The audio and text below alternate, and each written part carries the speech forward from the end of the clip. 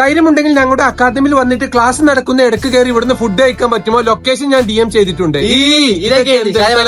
ഒന്നും നോക്കില്ല കേട്ടവിടെ ഞാൻ നേരെ ബൈക്ക് എടുത്താണ്ട് പോട്ടെ. ലൊക്കേഷൻ നോക്കിയാൽ പുത്തനത്താണി വന്നെ ഏതായാലും പിന്നെ നേരെ പോയോ. ഫോണിടയിൽ അജ്മലിന്റെ ഒലക്കമിലൊരു ചോദ്യം ഇടൂ.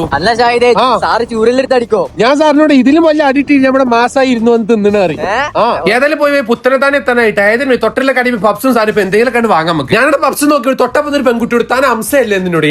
എനിക്കറിയാമല്ലോ, താൻ ഹംസയല്ലേ? ഞാൻ ഹംസോ അല്ല താറാവോ അല്ല. അങ്ങനെ 2 പപ്സ് ഒരു 0 സുഗറിന്റെ സാധനം വാങ്ങി 70 രൂപ നമുക്ക് ഗൂഗിൾ പേ 69.9 ചെയ്തു കൊടുക്കാം. ഞങ്ങൾ നേരെ പപ്സും വാങ്ങിയിട്ട് ഒരു ലൊക്കേഷൻ സ്കൂൾക്ക് നേരെ ഡി സ്കൂൾ എന്താ പേര് വരുന്നത്? ഇപ്പഴത്തിന്റെ പേരൊക്കെ നോക്കില്ല. ഞങ്ങൾ നേരെ ഡി സ്കൂളിന്റെ ഉള്ളിൽ കേട്ട് ആ കുട്ടികൾ ഇവിടെ നിൽക്കാറുണ്ട് മെസ്സേജ് ഏതായാലും പിന്നെ പോയോ. നമ്മളെ നോക്കി കൈ വീശുന്നു.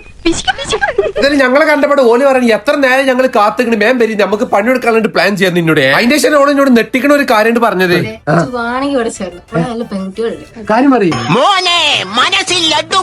ഓലിക്ക് കോഴ്സിനെ കുറിച്ച് ഡീറ്റെയിൽ ആയിട്ട് കാര്യങ്ങളൊക്കെ പറയാം. എന്നിട്ട് ഞങ്ങൾ നേരെ ക്ലാസ് കൊടുത്ത് നേരെ ആണ്ട് പോരാറിട്ട് നേരെ ക്ലാസ് ഒക്കെ കാണിച്ചത് ഏതായാലും വരും നമുക്കോട്ട് പോയോ. ഒന്നും നോക്കില്ല ഞങ്ങൾ നേരെ പെട്ടെന്ന് വാലോടുന്നുണ്ട് ക്ലാസ്സിന്റെ ബാക്ക് ബെഞ്ചിലായിട്ട് പോയിരുന്നിട്ട് ആദ്യം കുട്ടിയൊക്കെ മനസ്സിലായില്ല എന്താ ചെയ്യുന്നത്. കുറച്ച് കഴിഞ്ഞപ്പോ എല്ലാവരും കൂടി ഞങ്ങൾ തുറച്ചുകൂടി ഈ തെണ്ടി എന്താ അവിടെ കയറി ഇരിക്കണ പറഞ്ഞാല് ഈ തെണ്ടി എന്തിനാ അവിടെ കയറിയിരിക്കണേ? അതാ ഞാനും ആലോചിക്കുന്നത്. പിടിച്ചു മാറ്റാൻ എല്ലാരും ഞങ്ങളെ ഉണ്ടക്കണ്ടിട്ട് നോക്കണോ. ഞാൻ ആ ക്യാപ്പിൽ കയറി ഒരു പപ്സ് ഉണ്ട് കടിച്ചു. അല്ല പിന്നെ ഇത് നല്ല ടേസ്റ്റ് ഉണ്ട്.